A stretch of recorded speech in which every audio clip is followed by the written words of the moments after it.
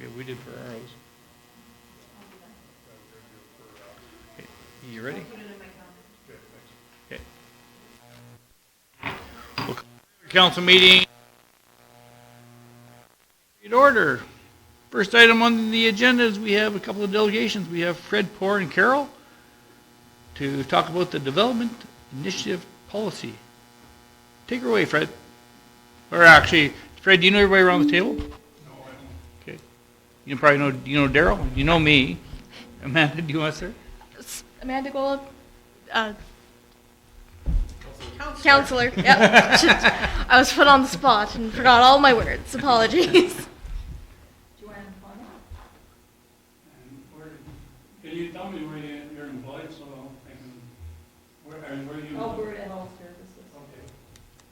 Stan Gould, or I work for Roy. Chris Lowry, I work for NWP. Good evening. Evening. And Tim just, he just chimed in, so he's one of the ones. And he works for Service Credit Union. Tim does. All right, the floor is yours, Do Fred. I have to press the button here or what? Yeah, just turned it on. It should be green and then, All the way. See if it works. Stay screen. Okay, I put a picture in front of you. This is the project we're proposing. We're striving for 16 up to 20 units initially. We budgeted $7 million for this project. It's got ground level parking, and hopefully we can put 3 stories high, because the cost per square foot as you go up drops about 25%. So the most stories we can put on, the cheaper per unit. And this is our whole objective. We are putting this money in. It's kind of a project between me and my wife. We're not here to make money on the project, and we're trying to keep the cost as low as possible for the seniors. We're trying to bridge that gap between the house and yard and Harvest Lodge. And the complaint I get the most, the units are too small and there's a waiting list. We want the units to be 1,200 square feet, 2-bedroom, Two bathrooms. Two bathrooms. and 2 bathrooms, and at least a 15-foot balcony. So that's what we're looking at. We're hoping the council can help us out to keep the costs down through tax incentive as best you can. We're looking at other jurisdictions. Our first preference is Fairview, because that's where we were growing up. So, like I say, we're trying to keep it. And I've got probably everybody I talked to, and some that had moved to Grand Prairie, they said, well, we might come back. So I'll leave the questions up to you. well, it's actually a very nice facility that you're looking at. Oh, by the way, well, I don't know if you know, the property is across from the IGA, and I secured the property, so. Oh, yeah, it's just this one right across the street. Just across the street. So, what discussions have you had with Daryl? So I think Mr. Poor would like to kind of discuss, so right now, there's a tax incentive policy in place, which is year 100, year 275, year 350. I think that's what the Poors want to discuss with council, and I think best is just throw your ask out there, and I would recommend start there, what you're thinking, so. Well, I don't know if it's possible to have some kind of structure, say on a 10-year basis to keep the cost down. Not that you charge me 100%, like say 80% type of thing. So I don't know what you guys feel about seniors, but, make them pay, because all we have to do is add that on, and we want to make it affordable, eh? So we had rental houses. We never charged what we could have because we wanted to keep the people there, and we felt you have to make it affordable for them, so. And I'd like to have something in Fairview for, a $7 million project in Fairview would be Yeah. substantial. Yeah, I know my mom moved into the villas and that and sold her house and that and really likes it. But yeah, there's only 4 there and that, and he's already got 3 people asking her if something ever happens. Yeah, we don't plan on selling the unit as of this time. Yeah. We want to fund it ourselves. And the idea is we're not borrowing money for it, so we're not paying 8% on the building, so it's a substantial saving there. You know, if we had to borrow money and we're giving up, we're not going to charge back what we could get for our money, which is 5.5%, 6%. So we're forfeiting about $400,000 income a year to make this project work. So if you guys want to help out and help us with this, we appreciate it. So if, like right now it says in here, it's 100% for year 1, or rebate in year 1, 75% rebate in year 2, and 50% rebate in year 3. If we did 2 more years, let's say at 50%, would that be something you'd think about? And another, when do you start charging tax? Like, do you start when it's the first year, say if it's not done and we have nobody in there, do you start charging tax even if it's not done or? Yeah, it's based on the assessed value. Okay. So if the assessed value is 7 million, that's what the tax will be based on, is that 7 million assessed value. Yeah. Can we start it the day we move somebody in? You know, that we don't have to pay tax.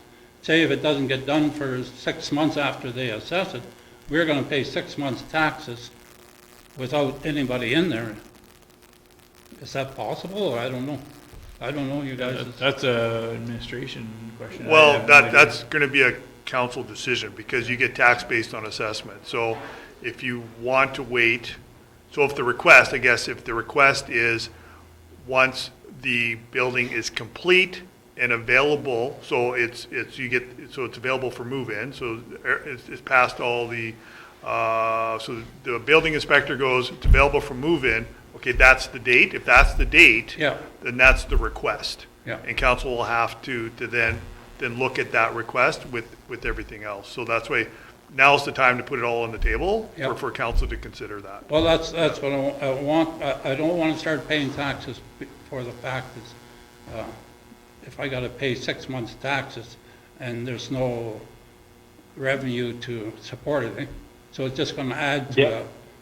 to the 7 million, Daryl, has he seen the developmental incentive policy, the one that we have? Yep, Okay, yeah, because, you know, if we were to say, look at, you know, what's the assessed value once it's complete, you know, one of the things we could look at, and I'm just thinking out loud, is, so year 1, that would mean 100% rebate. So for the first year after the building's complete, there'd be no tax paid. And then 75% rebate in year 2. So year 2, there only 25% of the tax would be paid. Is that the way I'm reading that? yeah, that's correct, yep. Okay, yeah. So that would maybe give him what he's looking for is, you know, year 1 there'd be no tax paid, and then year 2 only 25%, something like that. Yeah, I think the concern is this could be an 18-month build. And so, Oh, okay. yeah, so the build will kind of cross over. So year 1, it would be, let's say, assessed at 2.5 million, right? And so is that where, so rather than be 100% at the 2.5 million, be 100% at the full 7 million, I think is really Yeah. where we're at here, yeah. Okay, well, Yeah. that's something I guess Yeah. we can take as council and take away and discuss. Hey, Tim, for your information, I just sent you 2 photos of the pictures that they're showing us tonight. Okay, thank you very much. And Daryl, just one more question. What is that property currently zoned as? I assume that building already fits within the zoning? No, it'll require a rezone. Okay, It's actually the lots are actually, there's 2 different zonings there. And it'll need to be rezoned to a different zoning for this type of development. okay, but I think that's doable. Oh, well, council's decision, yeah.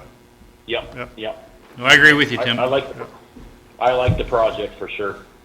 Also, we're just looking at 16, 20 units. If it looks like there's a lot of interest in it, we'll expand to 24 or 32. We're not, we're gonna meet the market. Do you go higher then? Like No, we higher won't go higher. We got lots of room to go sideways.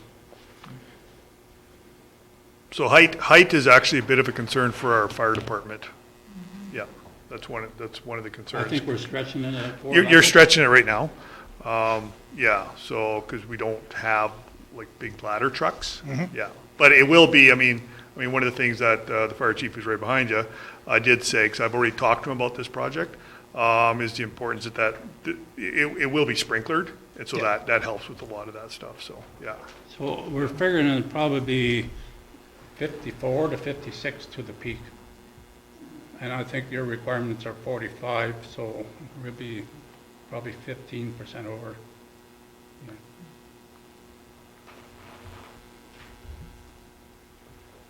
So, I don't know, I'd like the council to consider maybe 5 years, no tax if that's possible.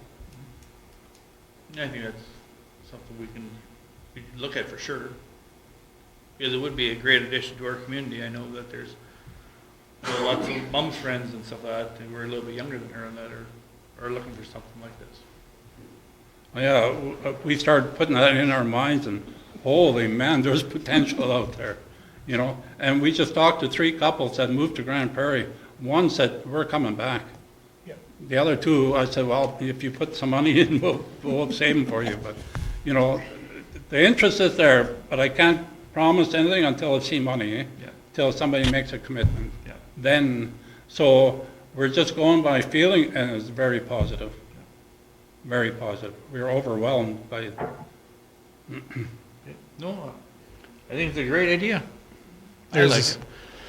there's an abundance of farmers who are aging out, and I think what happens, I don't know, this is what I've seen, is they live on the farm for a bit, and then they move into a Harvest Lodge. harvest lodge. Yep, And they need that step yep.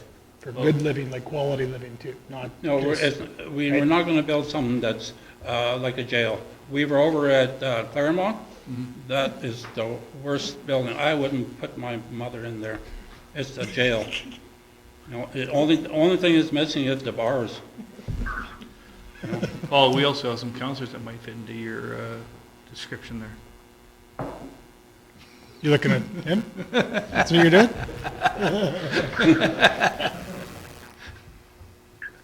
Move you in. Okay, so we can discuss it later on in the meeting. Here's some of the items.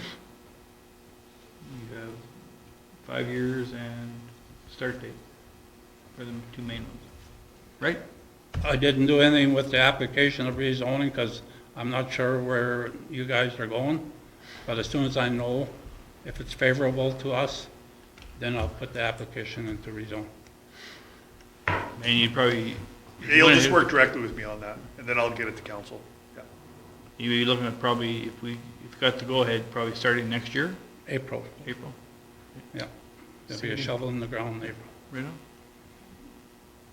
Any other comments or questions for council? And these aren't exact pictures, they're just pictures our fellows sent us. We have to kind of So basically, fine-tune. these units are for rent, they're not being sold as individual As units. for now, that's all, yeah. Yeah. We have to find out what demand is out there, and if it looks like the demand comes quicker, we might sell and to expand. Tim, you got any more questions? No, I do not this time. Okay, thank you. All right, Okay, well, thanks, Fred, thanks, Carol. thank you. Thank you. Thank you. See you later.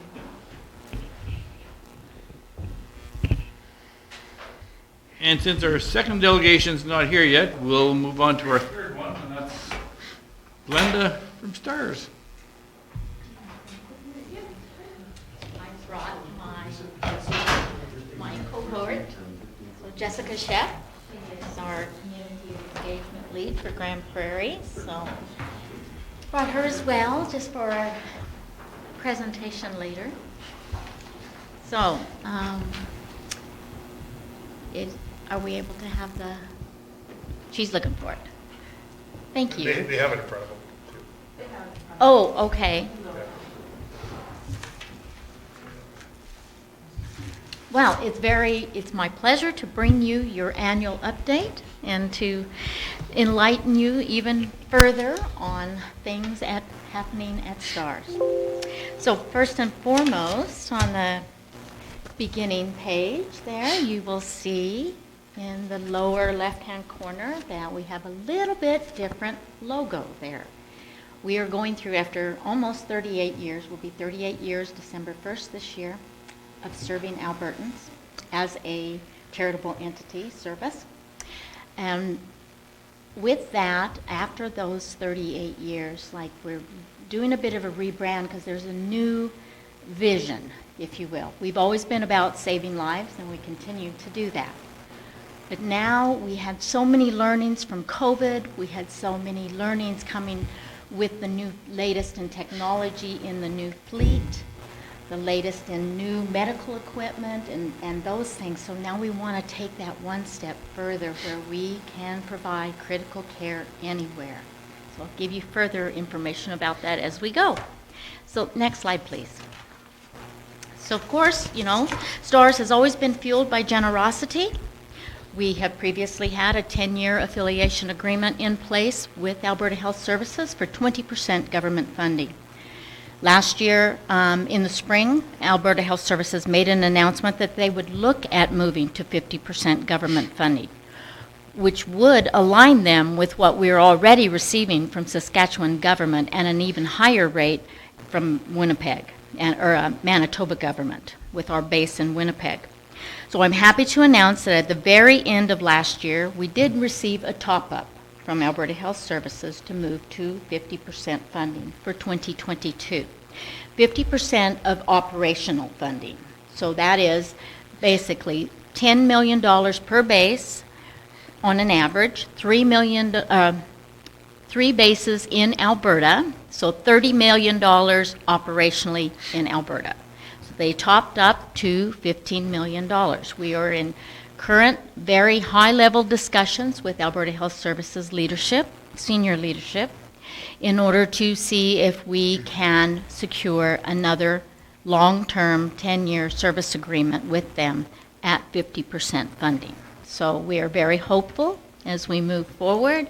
And as I said, those discussions are still happening right now as we speak. And so hopefully at the next update, I will have some really great news for you that we can have long-term service agreement again. So in the meantime, on the right-hand side, you'll see the expenditures.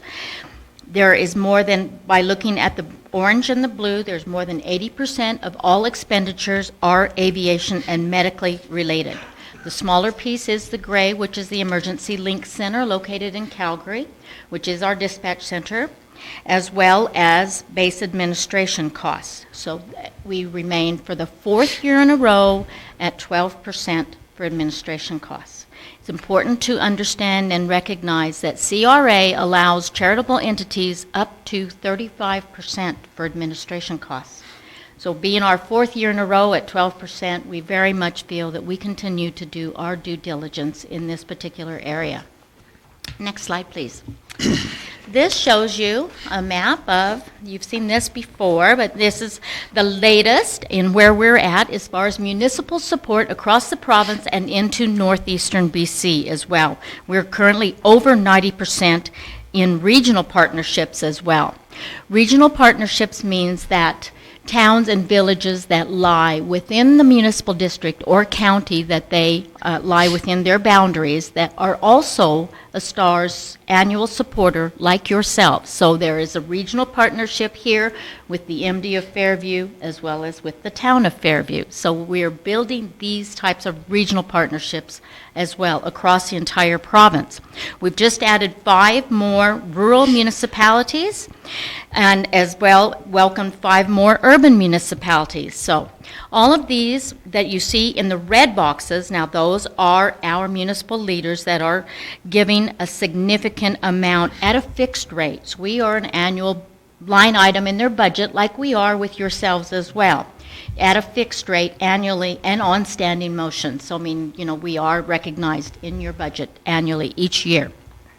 Town of Fairview is one of our municipal leaders as well. You're well over what a lot of the other urban municipalities are providing, and we very much appreciate that.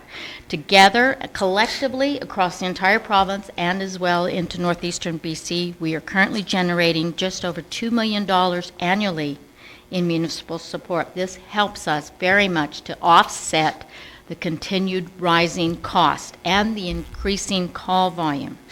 Now, in the last year, we continue to see increases each year in the call volume. Now we are starting to see the very challenging effects of post-COVID, as well as a lot of the rural communities are calling us for respiratory distress from the wildfires. So we've seen just in the last 6 to 8 months, 35% increase in our call volume. So that just adds to the increasing fuel cost, the increasing cost for medical supplies. It's just never ending as we move forward. So that is why our municipal support is just so vital to continuing our services in your area. So currently on that green map, everything that you see that is green is an annual municipal supporter of STARS, just like yourselves. Next slide, please.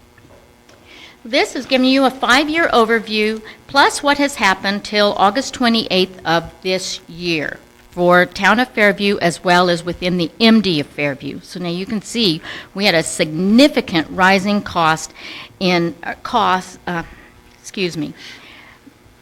a significant rising increase in the admission volume from the Fairview Hospital just this year, almost 3 times what we normally would see in your hospital area. So a lot of critical transfers, also keeping in mind that a lot of your rural scene calls will be taken by ground ambulance to the local hospital, and then because it is of a critical nature, STARS is still called to come and get those. So in total in your area, normally we would see about 6 to 8 missions, but there has been significant increase the last couple of years. Next slide, please. So of course it's important to remember as well that, we all travel. We do not live in a bubble. We all travel and commute, go into neighboring municipalities. They all come through Town of Fairview as well. So it's important to really look at what's happening in your entire neighborhood with your bordering neighbors. So when we look at the exact same time frame, now from the 54 missions that happened within MD of Fairview itself, now we are seeing 877 missions, all throughout areas that your residents will travel, or those residents will come through Fairview as well. So it's very much, again, a united effort when we're all working together to provide for the service.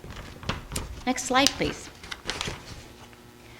So this is information that I am very excited to bring to you, and this was utilizing, we're going to look on the left-hand side first, utilizing patient postal code. No other patient information other than the postal code where the patient lived at the time that they were flown by STARS. We were able to access data back to 2010. So now within the MD of Fairview boundaries, you'll see that we've had residents from Fairview and Blue Sky with their provised postal codes that were flown by STARS, 71 in total. So 67 with a Fairview postal code as well. But more interestingly enough is on the right-hand side. The red dots or the listing of locations across the bottom, these are the areas where these 71 residents were flown.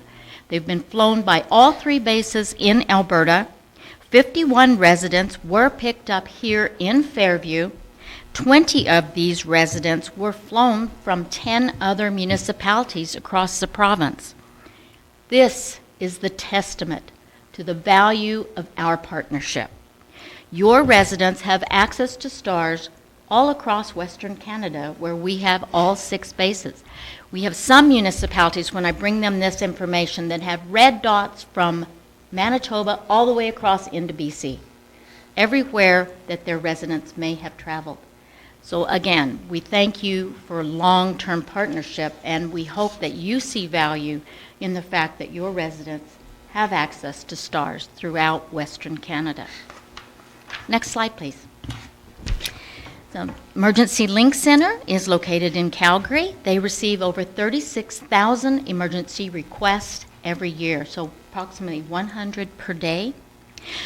Previously last year, I had spoke to you about a pilot project of having our transport physicians taking a shift in the Emergency Link Center. This has proven to be so extremely effective that it is now in place. We do have transport physicians that take a shift. So now, in addition, when calls come in, as soon as it is deemed of a critical nature, then the transport physicians are able to provide medical guidance on all critical calls, regardless of how that patient may be transported, by ground ambulance, by Alberta Health Services fixed wing.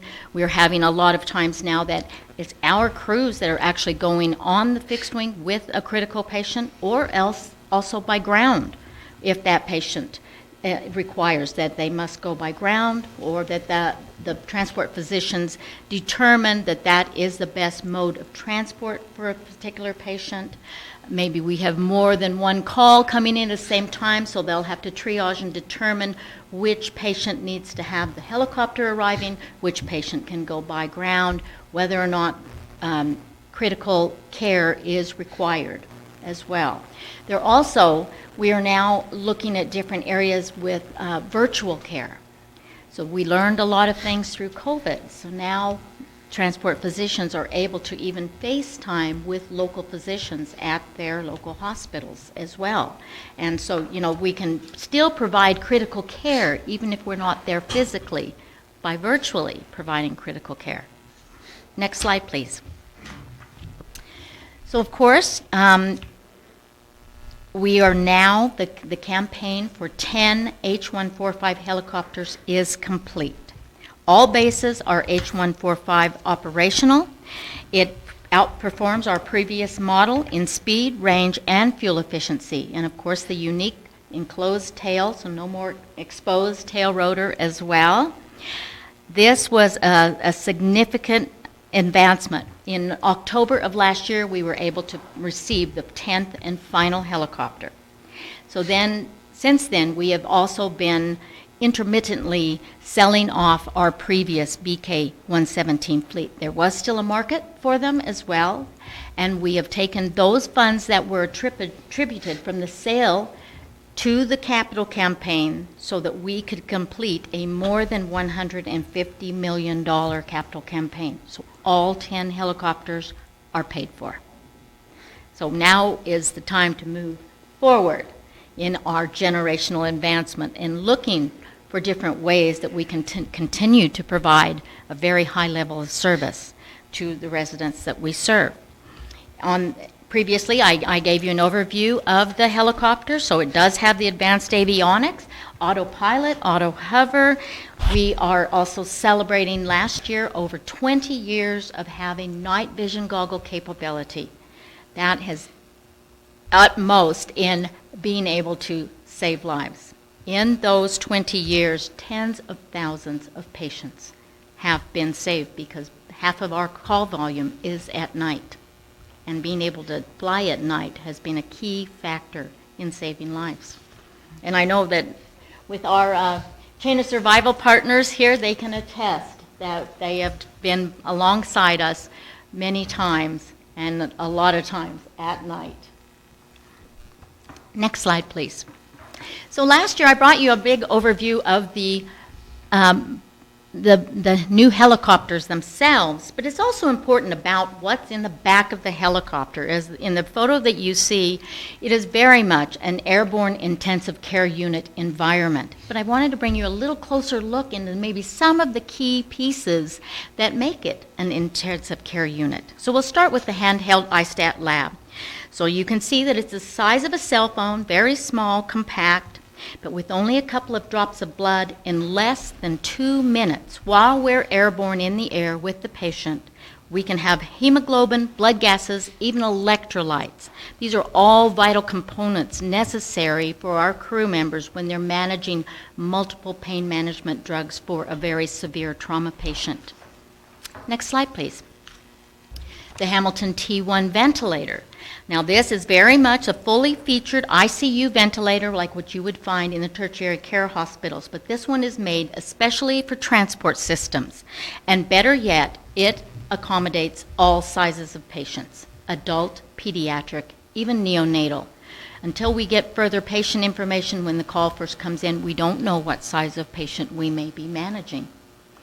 2 units of universal blood. This is blood that can be accepted by any one of us. We were an innovative leader in North America by being the very first helicopter EMS program in North America to bring this life-saving measure on board. And it has literally been the difference between life and death for many patients. Another key factor of this, we very much work very closely with Canadian Blood Services to ensure that there is no waste. Every week they either come back and take back what we didn't use and then replace it so that it can go back into the system so that there's never any waste. As well, when we always carry 2 units of universal blood, it also helps your rural healthcare systems and your hospitals because we're not depleting their supply. We're already bringing blood with us, as well as the fact of us being able to attend to a patient before they bleed out, even at the side of a road. We can start the blood transfusion that's necessary to buy that patient extra time until we can get them to tertiary care. The video laryngoscope. Now you'll see that our crews can actually view the trachea right on screen. This is very important when they are managing difficult airways for patients such as a trauma patient, possibly a burn victim, or someone that has been crushed on impact. It's vital that we can effectively, immediately intubate a patient that can no longer breathe for themselves. And at the same time, this was a very widely used piece of equipment during the COVID years when many of those patients had to be intubated. Next slide, please. The Easy-IO drill, I know we've had this for quite a while, but they keep perfecting it a little more each year. It's now a very tiny little handheld drill, only used in time-sensitive, life-threatening situations when we must have immediate IV access. So you can imagine with a severe trauma patient being able to take this little drill into a shoulder bone or a leg bone in order to have immediate IV access is really important in stabilization and pain management for severe trauma patients. The handheld ultrasound. Now previously we had ultrasound, but it was a very cumbersome big boxy unit that we would have to put at the patient's feet or at the end of the stretcher now. Now it's the size of a cell phone. It can provide rapid test results for collapsed lungs, any kind of trauma-related internal bleeding, heart abnormalities, even fetal compromise in ill or injured pregnant mothers. So now, along with the way the new helicopters are equipped, they have Bluetooth, integrated Wi-Fi, and satellite connectivity. So with those, we are able to have these test results and actually in real time transmit the test results to the receiving doctors at the receiving hospitals. So now they know what's incoming, they know what they're going to be dealing with, and they can now expedite their treatment plans. So once we arrive with the patient, that patient can bypass emergency, go directly into trauma surgery, cardiac cath lab, wherever that patient needs to go. And again, remembering the transport physicians that are in the emergency link center. So now they are working in the background to expedite making the logistical arrangements with the receiving hospital and the receiving doctors, to such scheduling a neurosurgeon, scheduling that cardiac cath lab so that it's all coordinated by the time the patient arrives. We also carry a plethora of pain management drugs, including the thrombolytics. So that is for a stroke or a query stroke patient. So it does require a CAT scan for a patient, so we do have agreements with all of the hospitals on the stroke protocol across Western Canada.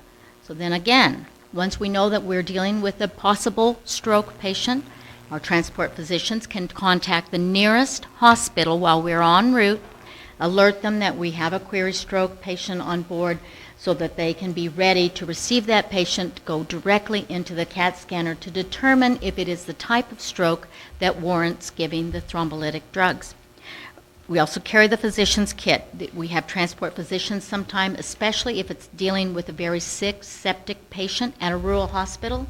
The transport physician will also accompany our crew members on that particular call so that we can have physician-to-physician consultation. Next slide, please. And of course, when you now have accessible the latest in technology with your new helicopters, the latest in medical, state-of-the-art medical equipment, but it's also important to know about having very high-level expertise in your crew members. There is an Air Medical Transport Conference each year. This is an international worldwide competition against HEMS providers around the world, globally. So in this particular conference, STARS has participated for the past 20 years. We always host our own internal competition to allow our crew members to compete against each other, which only allows one team of two the honor to represent STARS internationally each year at this rigorous competition. Very proud to say that in those 20 years, STARS crew have placed top 3 globally every single year for 20 years. Last year, this is our crew from Saskatoon base, and they took first place. This also marks the 7th time in 20 years that STARS has been first place. We very much are proud to bring the highest level of critical care to your residents. Next slide, please. So in closing, I would just like to say thank you very much, Town of Fairview. We thank you for your leadership. We thank you for your continued dedication to STARS, and we thank you for your ongoing, unwavering support that allows us to serve your residents. Your current pledge of support is $10,000 per year. It is through 2025, which is in conjunction with your council term. We thank you very much for your fixed rate of support and for that long-term pledge. It allows us to continue to know what we can count on each year coming in as the mission rate continues to increase and rising costs as well. We've been averaging 10 missions per day across our bases. As I said previously, now we're seeing 35% increase. It's significant. But a life is literally saved every day. And it's partnership that's made that possible. And with that, we'd like to take this time to provide you with a small token of our appreciation for this long-term partnership that we've had with yourselves, the Town of Fairview, as well as with Fairview Fire and Rescue Society, both. Over 16 years, we're going on our 17th year. You've been in partnership with us, both of you, since 2007. You were a part of the initial request to help us to get a helipad at the QE2 hospital so that we could arrive with patients at the receiving hospital. You were both a part of that, and you've been by our side ever since. And we're just extremely grateful to you for a life-saving partnership. So with that, we'd like to present some plaques.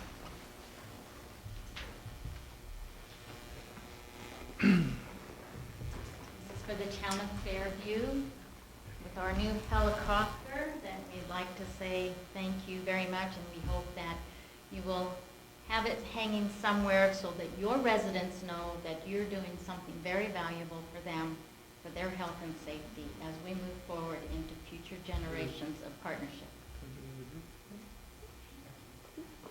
And Jessica. Hi.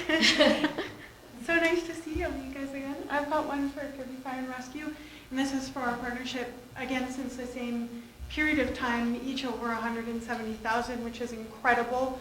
And it's been awesome to see the town come together and create these partnerships and fundraise together, and sometimes in mullets and interesting outfits. And I just want to say that I'm so grateful for that partnership, and we look forward to continuing that at some point too.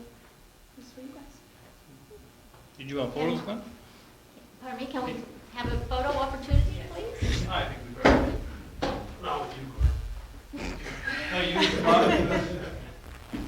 I'm very pleased to see you here as well. Do you want to do them both at the same time or one first? Let's do it individually and then let's do it together. Does the rest of council want to be part of this?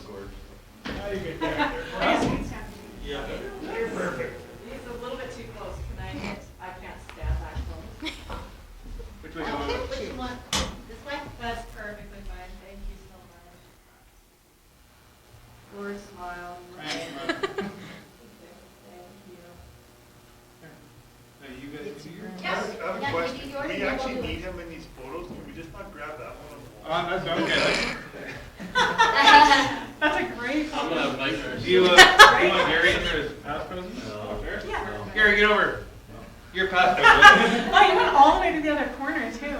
He ran away from us. Yeah, you really ran away. I did.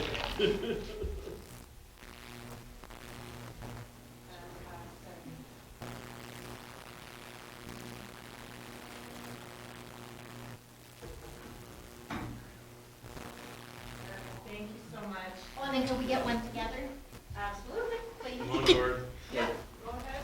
Get over there, Gary. You stay over there. No. Oh, here.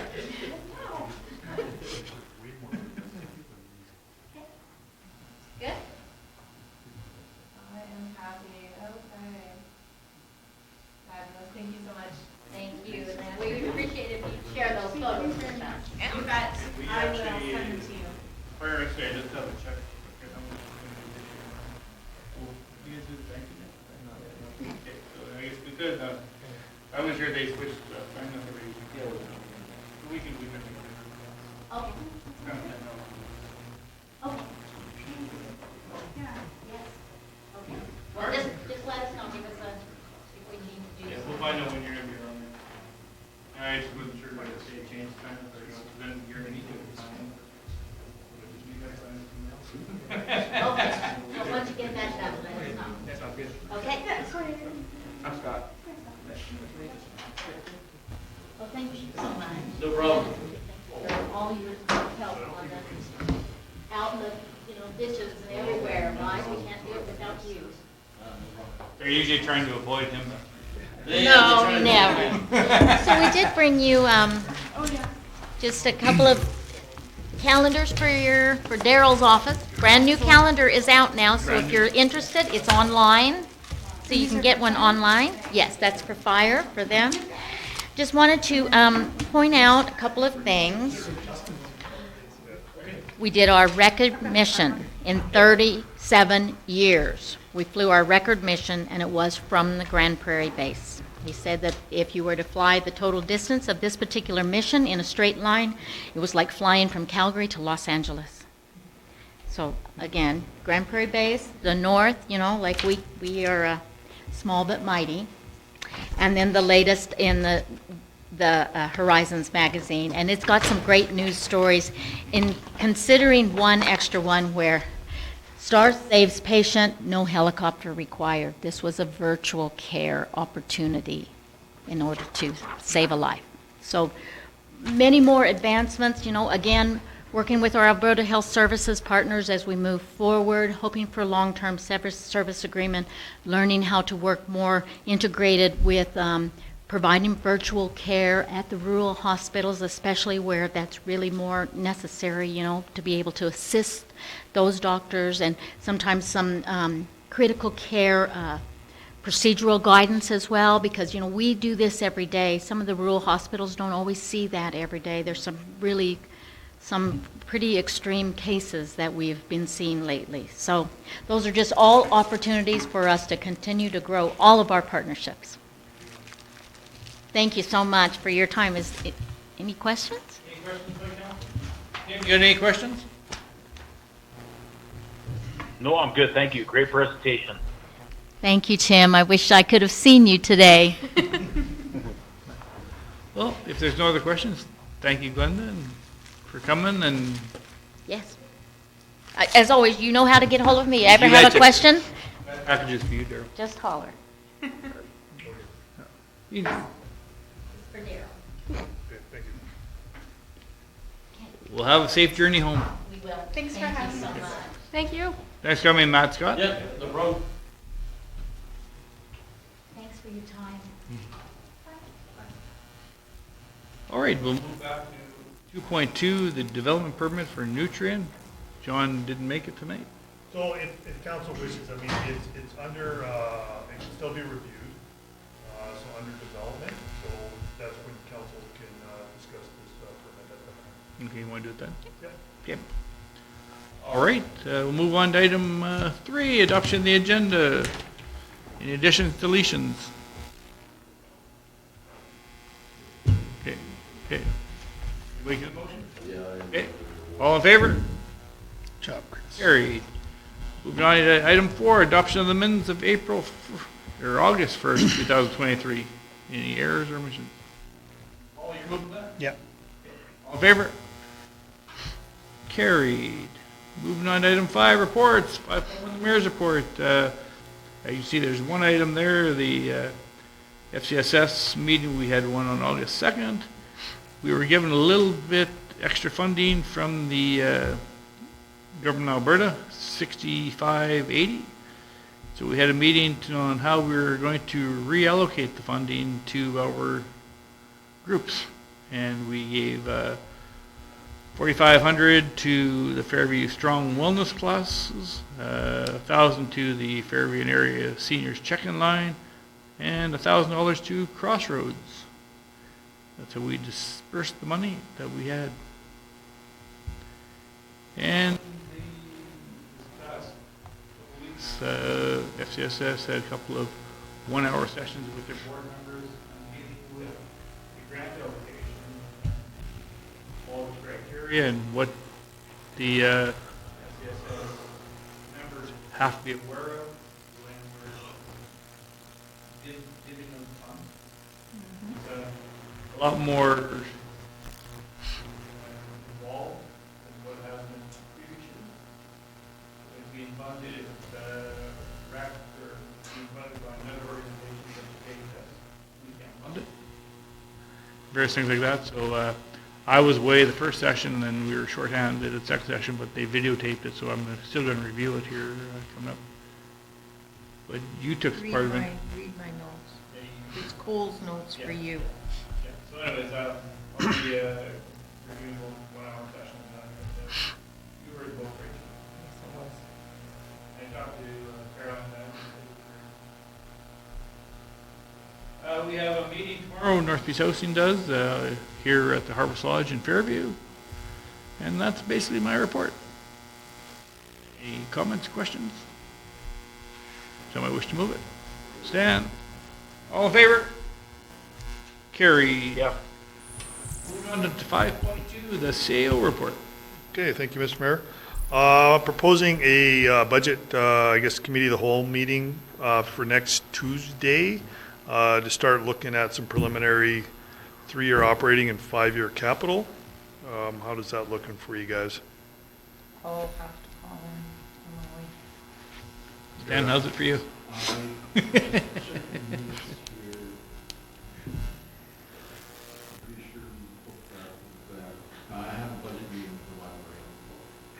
Okay.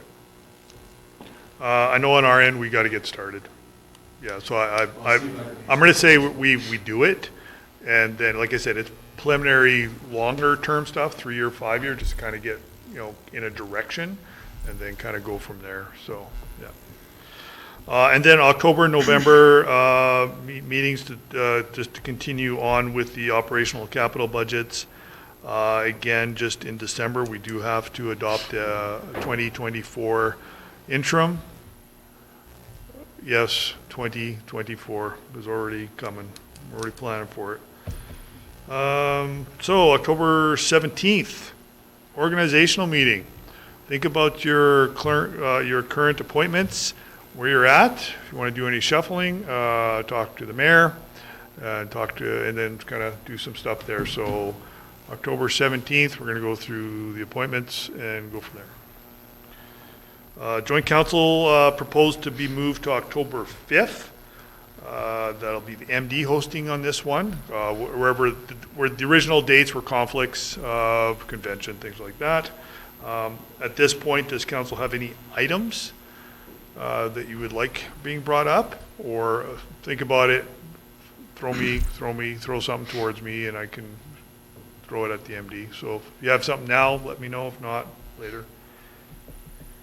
October 23rd, ICF medical clinic coming up here on September 14th. Again, the convention, all those that are going know where and when they're supposed to be. No.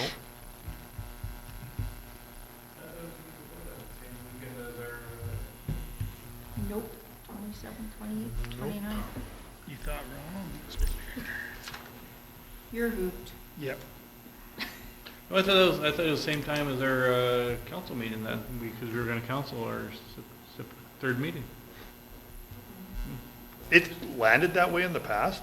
Yeah. It has in the past, so.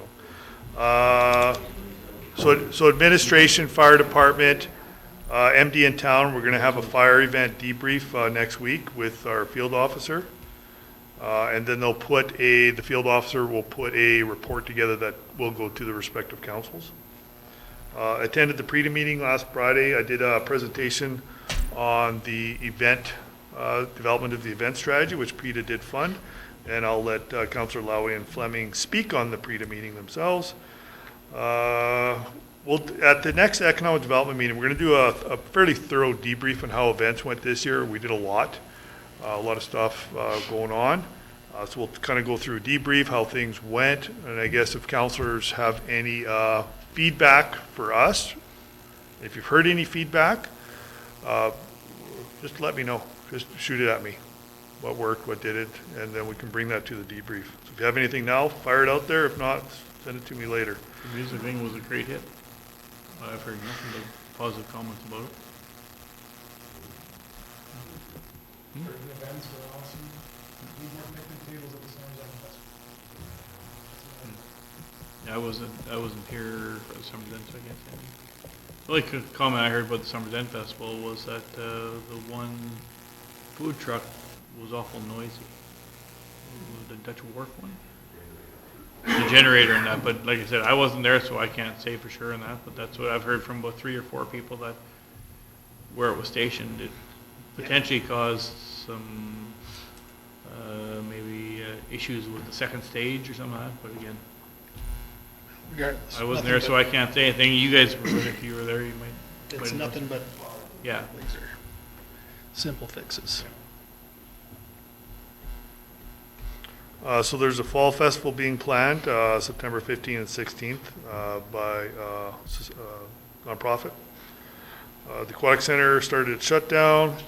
Curling rink update. So I did speak with the building inspector on what would be required for the roof and what codes need to be adhered to when we do a big project like this. And so from the local authority building inspector, when we do the project, we just have to ensure that the roof and the roof insulation meets code, not the rest of the building. And if you've seen the ads, we're recruiting for a public works foreman. PRSD sent at least the mayor and myself a value scoping invite October 4th and 5th. And the arena is currently in operation. Always seems early, but that is my report, Mr. Mayor. Starts tomorrow, I think, like I said. You been in there? I haven't been in there. I've seen pictures and that, but I haven't been in there yet. Logo look good? Huh? The logo looks good. Any comments or questions for our CEO? Does somebody wish to move his report? Joe, all in favor? And that's carried. Moved on to 5.3, Councillor Amanda. All right, so just some highlights from the last rec advisory meeting. So we welcomed Michelle as our new member at large, the new member of large for the town. There was also some quick discussion about the new boat launch down at Spring Creek at Cummings Lake. The usage of it is great. It looks nice. People are happy because it's a lot more accessible by canoe and such as that, which was a concern last summer. So it's good that's been changed and updated. We also got some quotes back for possible course layouts for the frisbee golf that would be going out down by disc golf. Yes, I'm sorry, frolf as I like to call it. Yes, for the frisbee golf, for the disc golf, that would be going in down by the aquatic center. 3 different quotes for 3 different course sets. A no tee course option, a 1 tee course option, a 2 tee course option. No decisions made on which direction we'd be going. There was still some looking at additional courses, additional layouts, that sort of thing. All wants an island green. But looking at least going for the 1 tee option that was listed at $45,000, because that is the minimum requirement for the course layout that we would need if we wanted to meet tournament standards, and that was part of the draw, or at least the appeal with the rec advisory committee, is getting tournaments and getting in that tournament circulation for the area.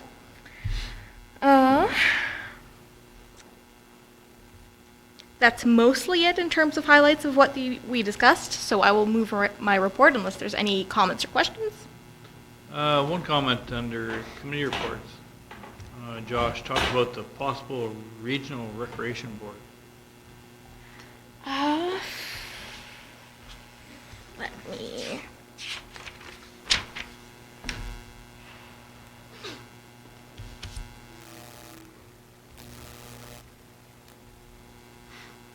Just what the thoughts are on that from the MD. If you don't have anything. I don't have anything written down specifically about that. I think it was just brought up as I know it was brought up as an interest, but I think Josh was also a little bit concerned about that being what we're already working on. So I can't quite remember what the discussion was on that. His thoughts were, their thoughts were. Yeah. Okay. Any comments or questions for Amanda? I'll say this, I went and saw that boat launch, it's pretty awesome. The one of the Campsite? Yeah, it is. So you're moving your report? I will move my report, yes. Okay, all in favor? Yep. Carried. Moving on to 5.4, Councillor Fleming. He's got a big one. Yeah, that's what I said to her. They're all Coles Notes versions. So if you want to quickly go through them, that's fine. There's nothing totally outstanding, except that at the RCMP town hall meeting, it was interesting to listen to the community as a whole just kind of razz the police officers and their lack of communicating. In other words, someone calls in a complaint and officers are not returning the phone call. So that was addressed by Sergeant Lacey Blair, and that will definitely be worked on and approved. But it was an interesting meeting because they had, for lack of better words, a lot of big shots there. So. And they had which guy was that? Was the, he goes, you're not really being put on hold, you're putting in the queue, but the queue might take 45 minutes for you to get through to the 911 operator or to the K division. They're having the same problem that every single 911 center is having. You can't get people to work for months. You have people working overtime. And the calls are not getting any easier than when I took the calls. Problem is, there's not enough people who choose to sit in the seats. And what they say during COVID, they reduced the amount that they had because everything was kind of a little bit quieter. Well, it was quieter Yeah. because no one could be out Yeah, on the streets. yeah. And they just have never replaced some of those positions. So they run, K Division operates at 60% of their call taking ability most of the time, and they've just run a graduated class of 16. but through attrition, you're probably gonna wind up with maybe 5 full-time people out of that class of 16. Because once people actually sit in the seats and go through your initiation of taking calls and dispatching, and I actually sat in K Division in their dispatch. I don't know how they do what they do. Your only saving grace is if someone swears at them enough, they can disconnect their call. We can't. So it makes it interesting. But it was nice to hear they're having the same problem that EMS dispatch is having, fire dispatch is having, everybody does. So any comments or questions for Joe on any of her reports? I'll move all of those reports. Oh, she'll move them. I'll move them myself. Thank you. I don't know how we're getting along so I don't know either. What is with I don't know. Okay, so Paul's moving that. All in favor? And that's carried. Moving on to 5.5, Counselor Buck.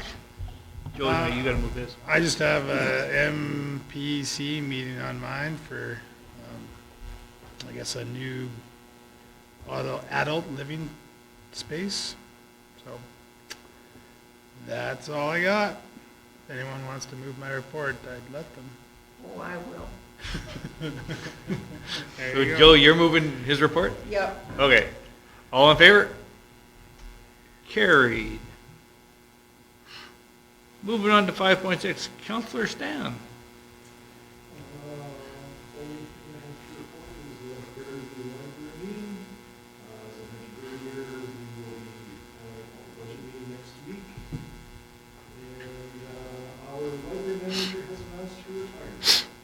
No way. She'll be retiring on March 31st next year.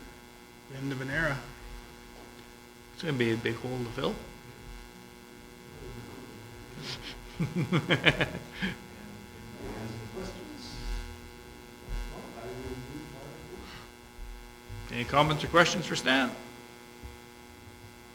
Okay, all in favor? And that is carried. Moving on to 5.7, Counselor Lowy. Economic Development, MPC, and PEO, I have nothing to report there. To comment a little bit on the freedom meeting that Daryl and Joanne had. But yeah, move the freedom meeting, I think housing was a fairly big issue as far as freedom is concerned. There was a number of different presentations from various organizations, everything from funding to different types of stuff, different alternatives, and recognition that there is a challenge as far as providing housing for very different groups that need housing. And outside of that, they also had a big promo, there were 14,000 pounds of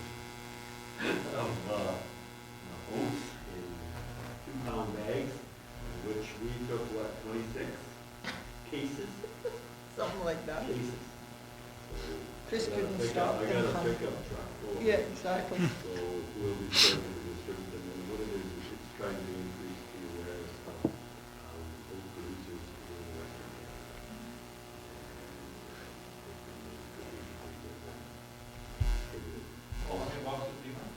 I don't like oats. The other one I'd like to comment on, I thought it was, Daryl's report was a really city report. It's comment well received as far as people understanding the initiative that Western Street developed.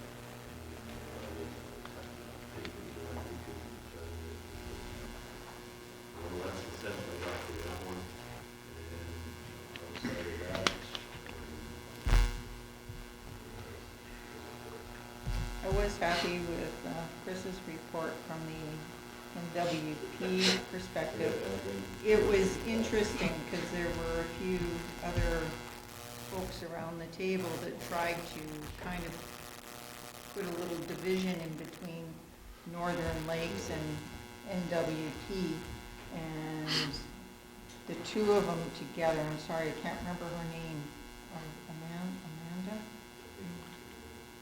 She and Chris just kind of looked at each other and put that right to rest, and that was really good to see.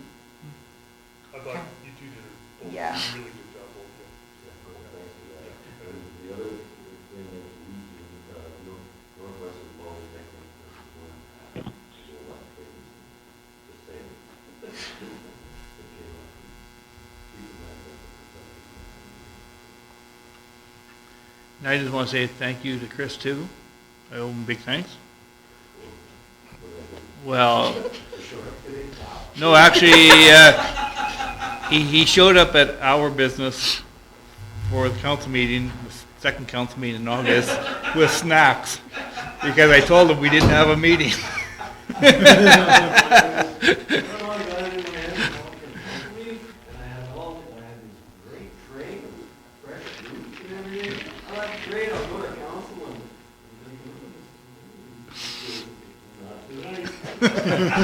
So we got some treats on behalf of Chris. Go there and wait for a while. That's all I have to report.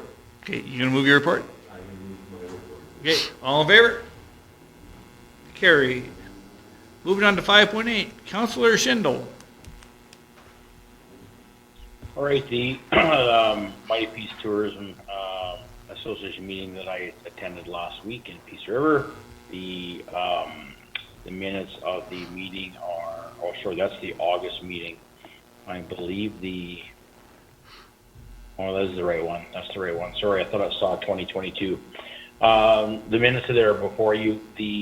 I guess the highlight of the meeting was the information was shared that the Mighty Peace Tourism Association received a grant in the amount of $90,000, and those funds will be able to be put towards writing content, web-page design, photo, video content, advertising, that kind of stuff. So radio and advertising included as well. So that's pretty exciting for the Peace Country area. So, and everything else is there in front of you. I always enjoy attending these meetings. These people are doing good work. Any comments or questions for Tim? Tim, do you want to move your report? Sure will. Okay, all in favor? That is carried.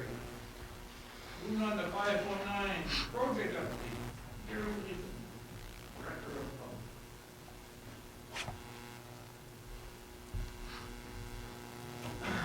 So, before I go on to projects, Is that on here? we'll talk about water quality. As you all know, we have taste and odor issues. The testing of the water is very good. Everything is good. The only issue that we have is our taste and odor. This stems from our aeration system. Like I was before saying that our aeration system was supposed to get upgraded. We're still on that, but we have to lower that water level. So I have less than a meter that I have to go on that, and then we'll be at that level that the people can come in and do that change. By then, we will go over to our other reservoirs, which hopefully don't have any for 2 months. Oh, he's cutting out. I can't hear him. So hopefully they, once you go to the other reservoirs, they won't have the taste and odor in them and that. So until we get on to them, I don't know what those other ones, current one that we are on, it's to do with the aeration. Gary, so the one you're on right now, is that the one that's right by hole 6? Yes. Okay. So, and when you walk on the walking trail, you can actually see. So it stems from, well, what happened in the past is we filled that reservoir up and that aeration actually shut it down. It was shut down slowly. It sat there and then we ended up being more, but the aeration probably to full capacity. But all the testing's been done. We sent out everything, and everything is within the parameters that are supposed to all good. Just a question. Okay, go ahead, Tim. Yeah, sure. Just Gary, like I know sometimes I've been hearing from lots of people, like sometimes the water can be an off color and it's still safe and it meets all the thresholds, but there's something is causing the color. Like usually, I mean, it's always been for you fairly easy to define. Like I know it's an issue with aeration, but what is the actual smell? Like, what is actually causing the smell? Like what's in the water? Organics. So it's organics that are in that reservoir. So the organics are decaying and going down. And with the lack of putting the aeration in, we've had higher weed growth. So by having higher weed growth in there, we've been having the taste and odor issue in that. Our guys went out into the middle of that reservoir. It is crystal clear. At the deepest part, they can see right down. It says right on the edge, we have a big embankment of weeds that the aeration hasn't been around to get that off. That's the problem. Okay. Thanks. Okay? Go ahead. Or you had a comment? Yeah, do you have an approximate timeline on how much longer we're going to be on this reservoir? Maximum 1 month. One more month? Maximum 1 more month. Everyone turns their taps on for a couple of days. Fine. Huh? It'd be quicker if everyone just turned their taps on for a couple of days. Well, no, I totally understand. I have the same issue at my house too, so I totally understand what everybody's going through. My biggest issue is I could take this and dump it down the stream, but have you seen how low that river is?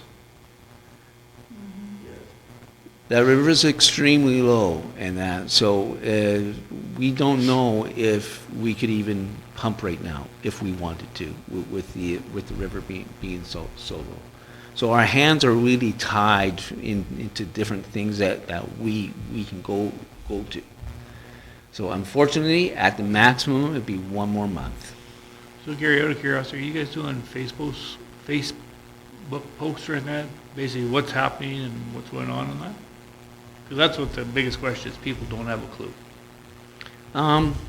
We've put some things out there, but we could do more if it's. Because I think that's the biggest thing is people are going, well, what's going on?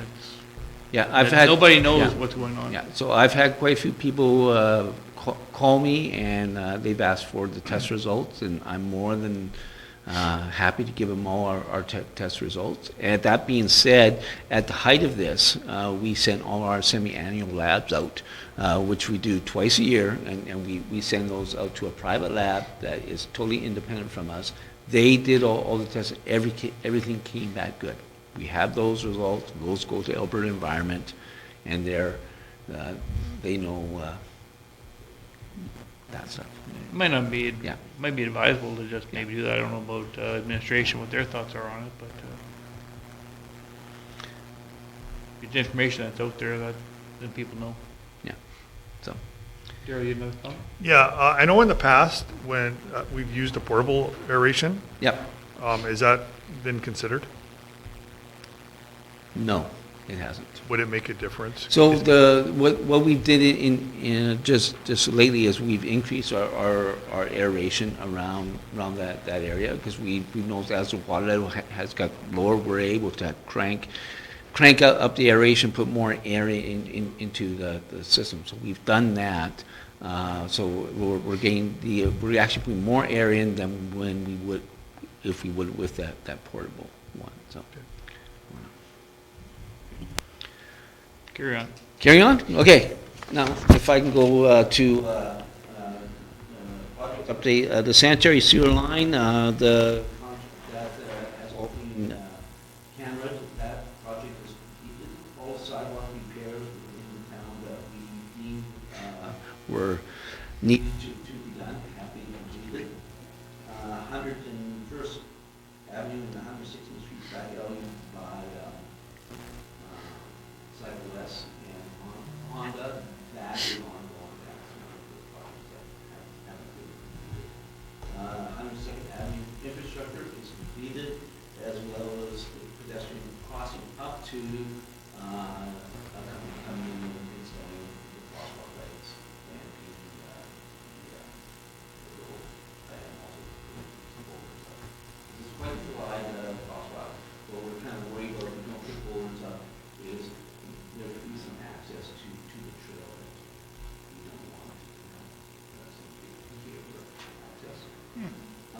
Pothole repairs is ongoing. What we did is, and what we did this year is we also hired a company in to go after the more beaten ones and the ones that have given us problems over the years. We're trying something to see how well those areas work with the rubberized potholes, and we're going to see how they winterize, how they winter in that. So that's why you've seen some weird things around town.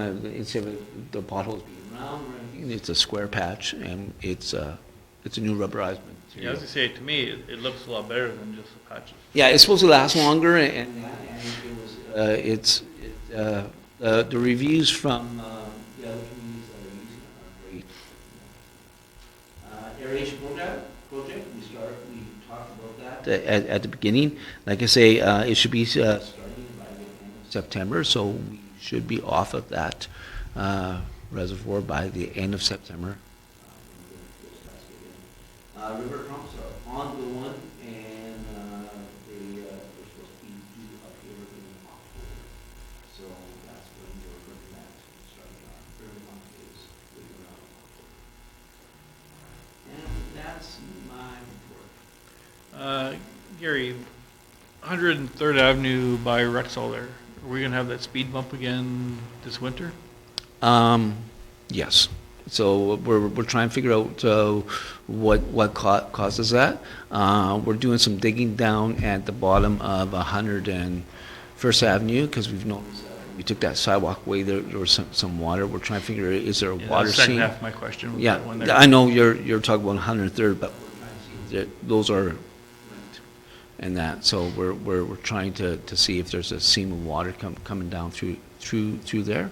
So we're doing investigation around the area, and we've done some cameraing, but nothing out of the camera has particularly showed us that there's an issue there.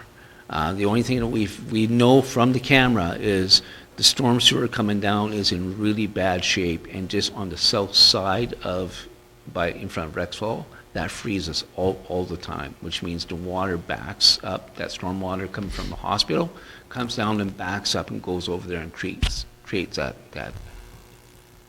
can actually get that whole section redone, and so we can get the drain better from there. But the storm sewer in that area is in real bad shape. Okay. Any other comments or questions for Gary?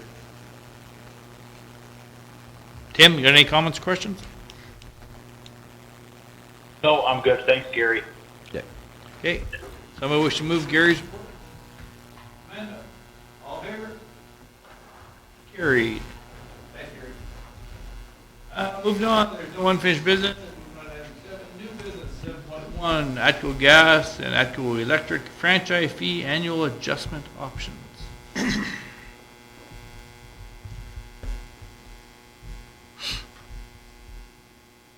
Want to speak on this or anything? Yeah, so this comes to council every year. It's an annual thing. So we did an adjustment here last year, I believe.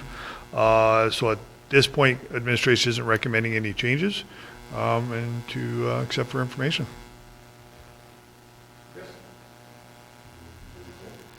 Information? Any discussion? All in favor? That is carried. Moving on to 7.2, request for decision, residential property tax recovery sale. Darrell. Okay, so we got a couple properties, they're vacant, which means there's no dwelling on them. And we've had them in our possession for a bit here. They did not sell by tax sale, so then once they don't sell by tax sale, we have other options that we can use. We've done by tender in the past. So at this point, we're recommending to council to allow administration to move forward and sell these two vacant properties by tender and move them off our books. I like it. You make the motion? Yep. Okay. All make the motion? All in favor? And that is carried. Moving on to the agenda, technical finance, item Item 9, bylaws and agreements. 9.1, tax recovery agreement.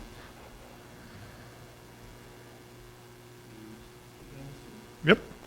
So to avoid a property going to tax sale, good segue, is we can, council if so wishes, they can enter into a tax agreement. And at this point, we're recommending, you've seen these a few times, they work well. So we're recommending for council to allow us to enter into this tax agreement with the owner of this property. Thoughts of council? Good with me. You're gonna move it again? Yep. Okay, Paul's moving it. All in favor? Yeah. And that is carried. Moving on to item 10, developments, 10.1, council decision, development permit 16-23, Nutrien Ag, John Paluski. So all the attachments for that application are in 2.2. So it is direct control. That's why it comes to council. I have no issues with it. So it's a moved-in building that's being used at their other site. The pictures are all there. So it meets, looks like it meets the area. So they're just looking at having some more office space for themselves. The one condition, which is a regular condition, is just making sure it meets all required building code and safety codes, if council so wishes. Thoughts on council? I actually think it won't hurt to look through anything.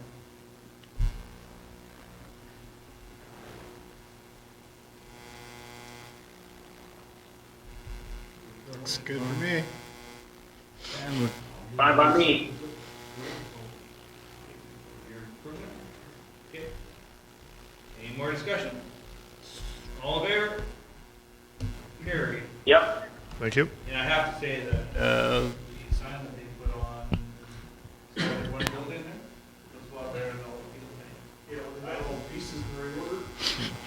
Yeah.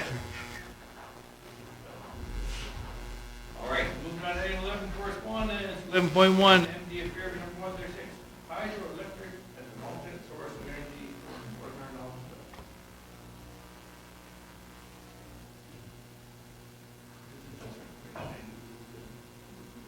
Yeah, it doesn't look like they're asking anything from council, but if council wishes to do anything with this, including sending a reciprocal letter, that's really pretty much it.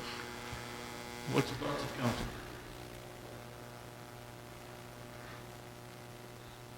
Move to, I can't speak tonight. Move to accept it for information? Any more discussion? All in favor? And that is carried. Moving on to 11.2, MDF Fairview number 136, ICF meeting request to designate council members. Paul, Tim, you guys, what's your thoughts on this? I thought at one point it wasn't their idea to... Yeah, I'm surprised by this. Do you want me to say what my real thoughts are? What's In a that? Public meeting? Or do you want me to wait?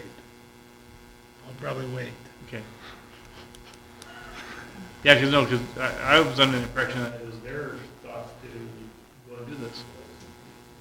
And then all of a sudden it's a 180-degree flip. Well, that was my impression at the last ICF meeting was that we would go back to our respective councils and talk about this, and they seemed in agreement that it was a good idea at the time. So I'm a little surprised at this letter. I'll let Paul speak. You speak later. I think we shouldn't come up with ideas at ICF if we don't think they're gonna pass in our councils. Especially when they came up with the idea. So what we want to do with this, proceed for information? Or a letter back to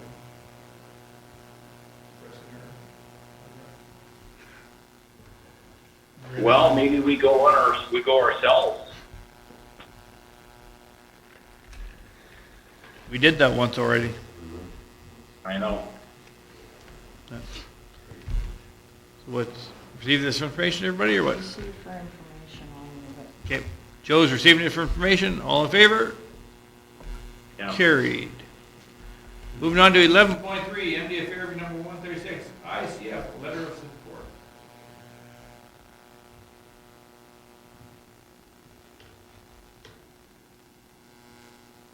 When we went there, Chris and Darryl, you guys can speak on this too, they weren't really interested in the regional recreation agreement, because that got brought up. So I don't think that's gonna help anything either.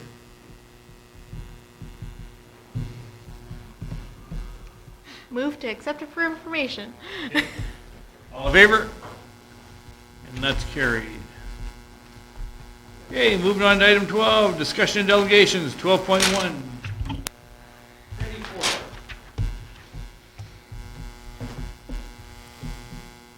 What's everybody's thought on that? A great thing for that, Yep. actually, it was a fairly good.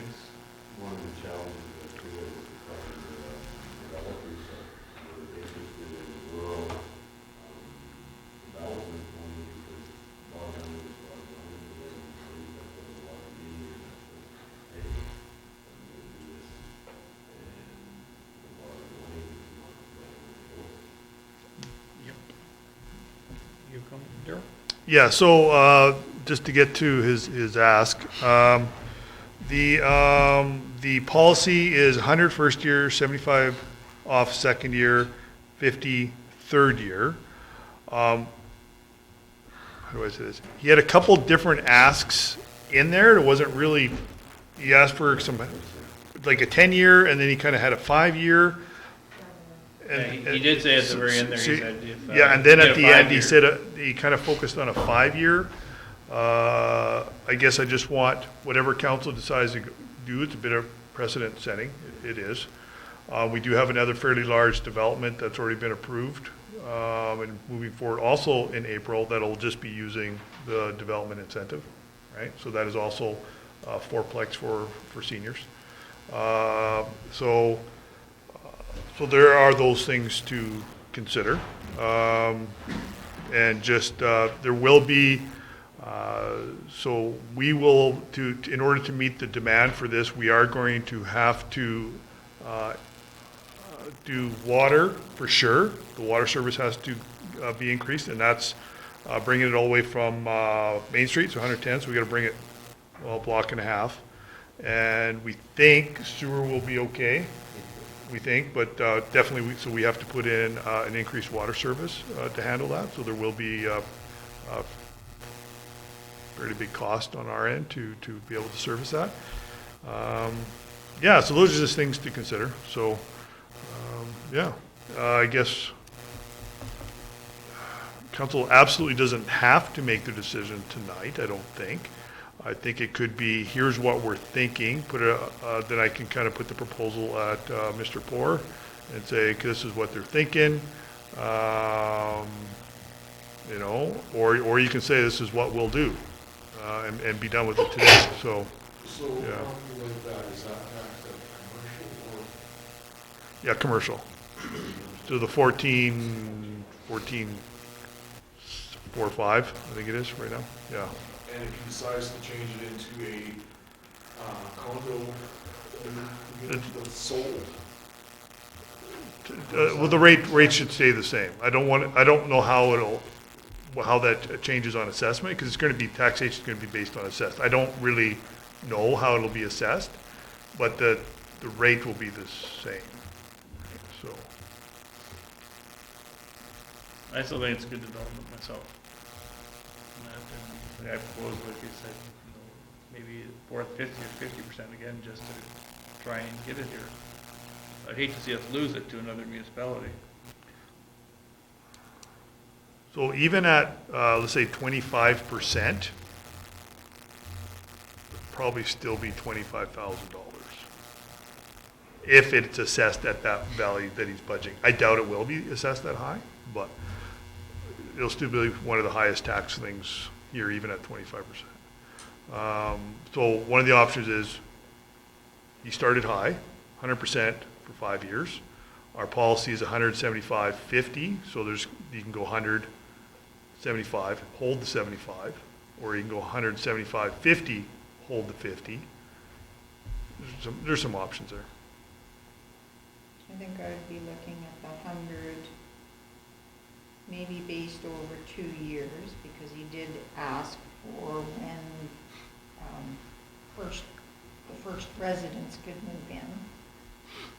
Go to 75 and then go to 50, and if he needs more than 5 years, I think he needs to come back to council and talk again. Your thoughts, Paul? I think that we've talked about this place as a health hub, and we've talked about this place being a place for, what do you call it? I guess Senior center. senior center, whatever you call it, right? This is a developer that will do what he says, and I think there's a big need for these. So if he builds one, he might build two. And I know Fred pretty well. I think that we should give him exactly what he wants, myself. So what's your numbers? I would do 100% for 5 years. It's an investment, but it's 5 years for something that's going to be here for a long time. Okay, Amanda, your thoughts?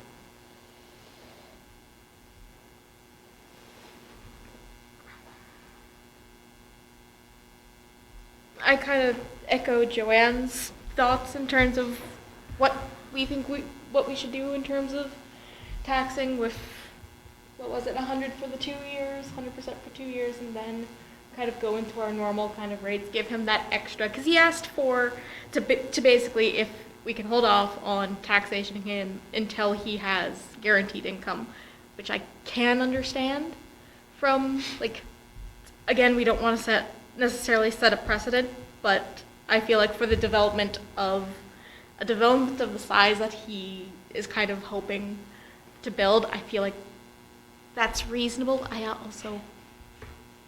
don't 100% know what I'm talking about, so that's just my 2 cents. But Stan?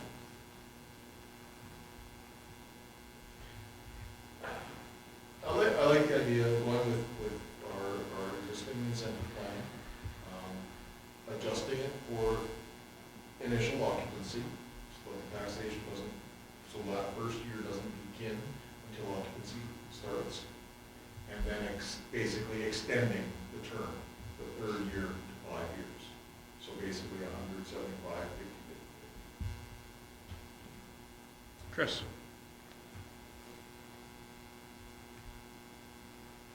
I like the 100% first 2 years. I'd like to see some kind of ramping up towards, as opposed to, 5 years, just 100%, and then bang, what happens then? Is it full taxation at that point? I would rather see, a fairly significant investment in the first few years, and then a gradual ramp up, so that it's a smoother transition to taxation. So what's your thoughts in number-wise? 100, 75, I don't know, I'm looking 100, 75. No. Daryl's going to write down the board. whiteboard time. Yeah, I'm just looking at, I Your looked next at two, some of the, Tim. at the end, he was also talking like the 100, 75, 50, 50, 50. He was also talking about that, so.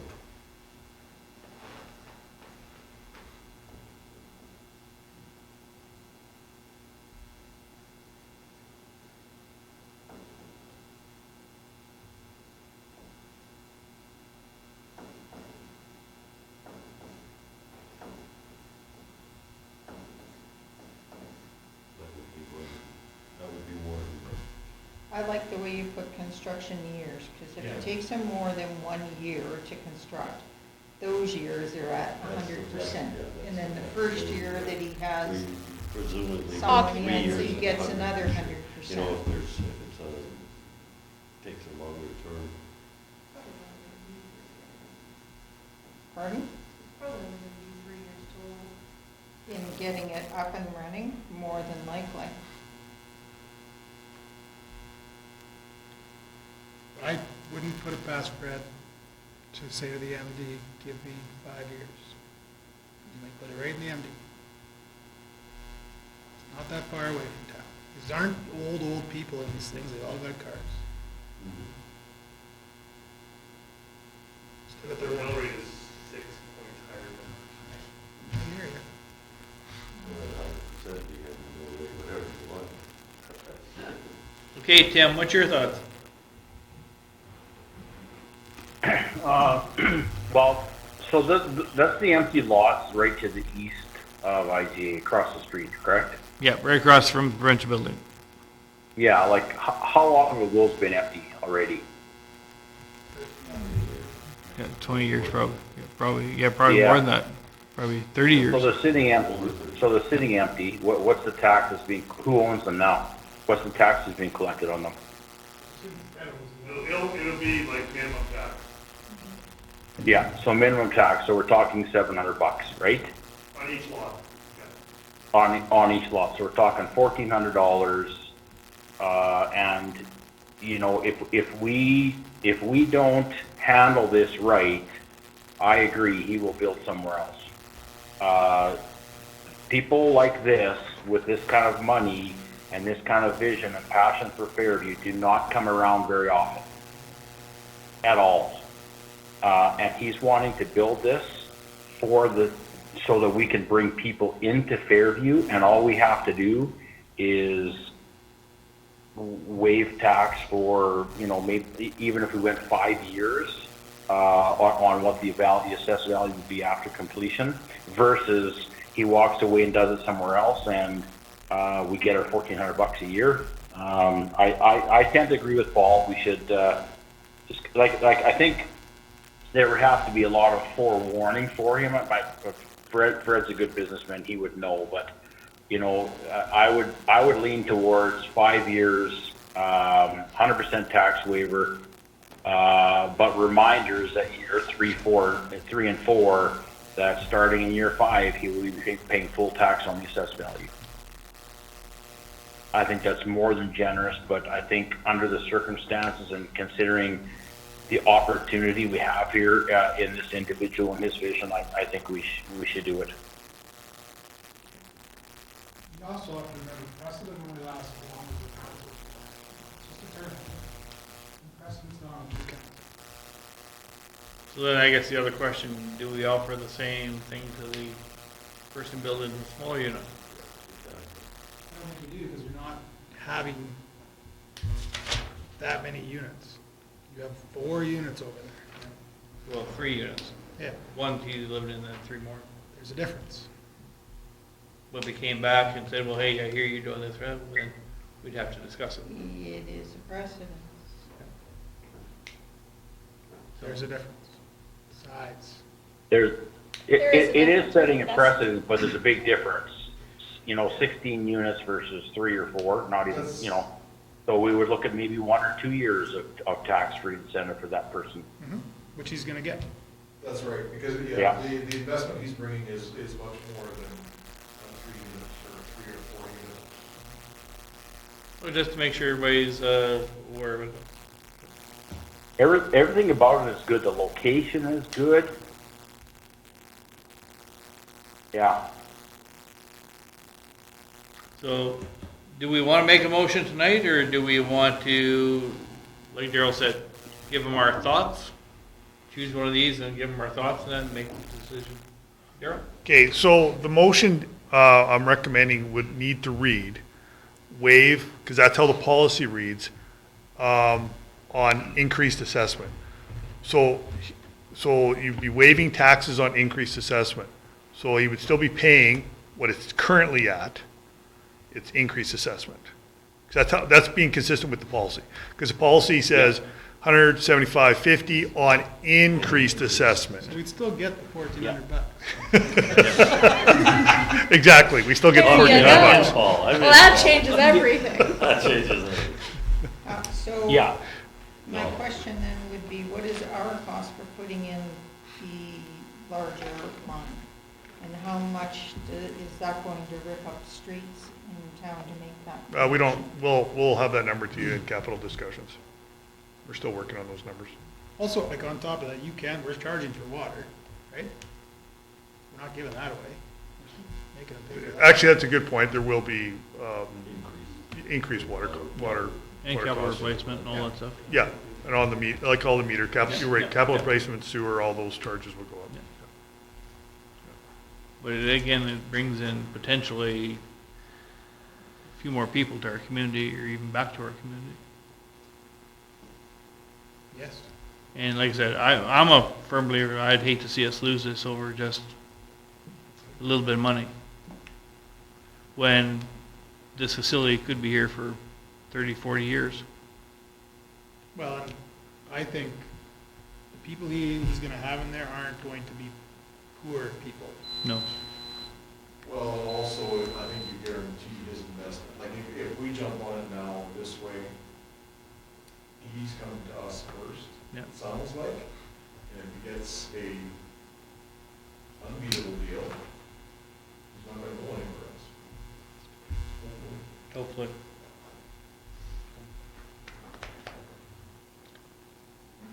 So what would you prefer, motion tonight, or you want to have a discussion with him? If council's ready to make a motion, I would recommend a motion tonight. Then we can get back to him right away.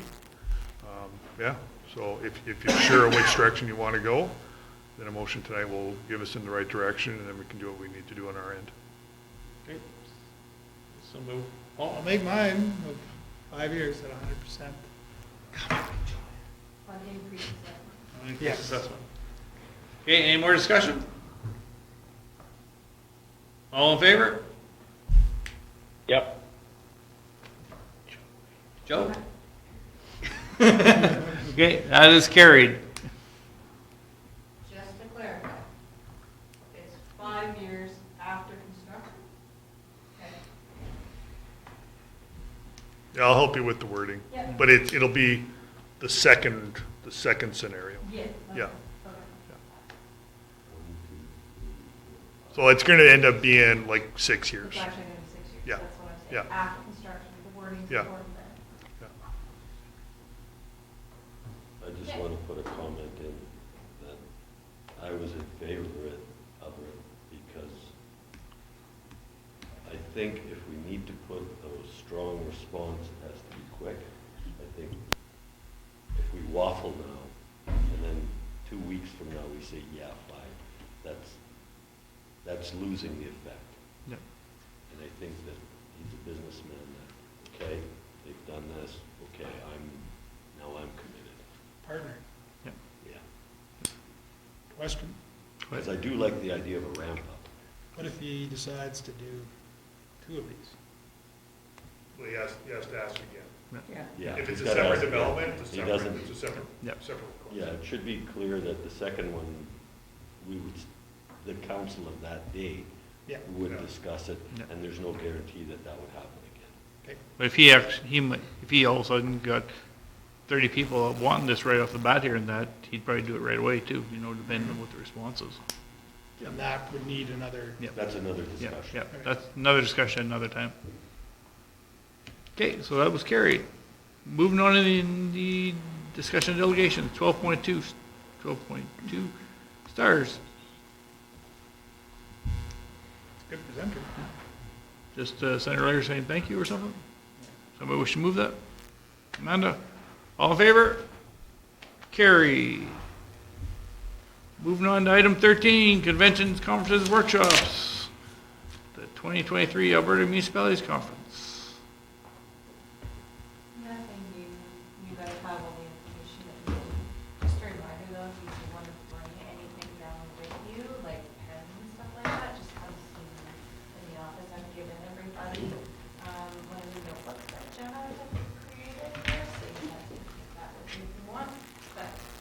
Does anybody need business cards to go down there? Actually, I probably do. I think I could. You do? Yeah. I have. Okay, I I just, have. I mean, do you want some of mine and you can just scratch out? Yeah, if you need business cards, just give Charity a quick email, and then she'll make sure those are ready for you. I will be attending this one with all the stuff that's going on. I am coming down to this one, so I can bring stuff down as well for any promotional items or anything. And which ministers are we meeting with now? Do we- I'll have to get things confirmed. Okay, we Yeah. haven't gotten confirmed yet? No. Okay. That wasn't sure, so I thought I'd just check. Okay, anything else on that? There's, information items are in your boxes over there, if there's anything. There's no closed session. Motion to adjourn. Chris, all in favor? Carried. Good night, Tim. Good night, Night, Pavel. Tim.